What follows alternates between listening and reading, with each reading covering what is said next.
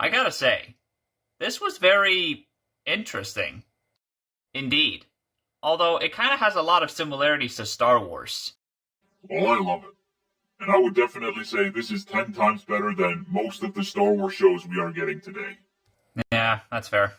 Okay, so the movie starts off with introducing the main character, Paul, who is played by Timothy Chalamet, and he is some kind of prince of the House of Atreides from the planet Caladan, which is led by Duke Leto, Paul's father, who is played by Oscar Isaac, along with his wife and Paul's mother, Lady Jessica, who is played by Rebecca Ferguson.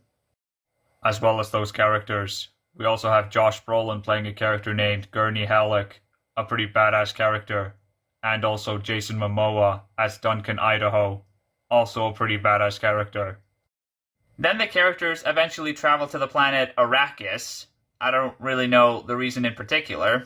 I don't know if they had a mission there of some kind, or if it has something to do with the main villains, or maybe it's because of Paul's visions of that place, because he has been having visions of possible futures involving that place, and also Zendaya's character. Speaking of which, throughout most of the film, the only time we ever got to see Zendaya's character was in Paul's visions, and she doesn't appear properly until literally the end of the film. That was one issue I have with the film. Yeah, and what's weird is, the poster for this film made it look like she's gonna have lots of screen time, but she didn't. What was up with that? I don't know. But hey, look on the bright side. Javier Bardem is in this film. That's pretty cool. Yeah, but he didn't have much screen time either, unfortunately. Also, the main villain of the film, Baron Harkonnen, played by Stellan Skarsgård, he seems like a very interesting villain. I think he deserves more screen time too. And same with Dave Bautista's character. We barely see him at all. Yeah, but then again, this is only part one, so there's not really much to expect, apart from a cliffhanger ending. And I gotta say, the makeup on Stellan Skarsgård looks really good. I'm actually really impressed by it. Yes, and they did it better than in the movie from 1984. Wait, there was a film adaptation of Dune in 1984? Affirmative. You didn't know that? No. I'm also going to say that the best scene of the entire movie has to be the scene featuring the sandworm. Yeah, I'm not surprised. I actually agree. The sandworm was definitely the most exciting part of the movie. And design-wise, the sandworm itself looks really impressive. Pretty intense, too. Especially the part where it ate that machine, that sandcrawler thingy. I don't know what it's called, but you get what I mean, hopefully.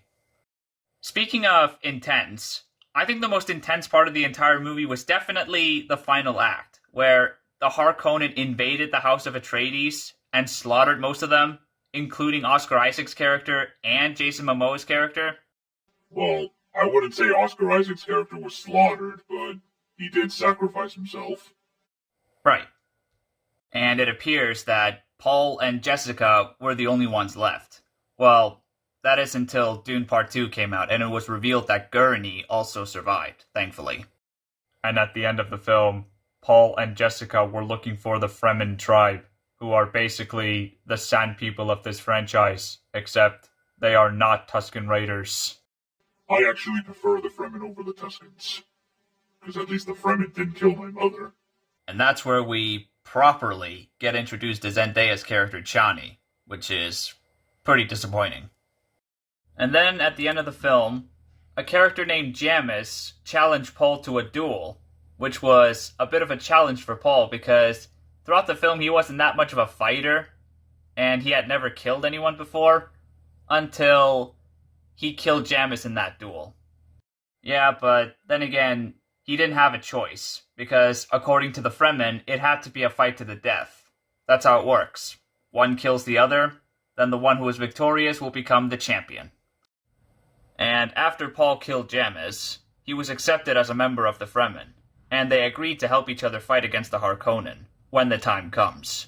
And that's where we get to the cliffhanger ending. That ending right there made me really want to see what's going to happen next. And it got me really excited for Dune Part 2. Same here. Anyways, I think that'll be it for the review. I'm gonna rate this movie a 9 out of 10. Thanks for watching. If you like this video, please leave a like. But if you like this channel, please subscribe. See you next time.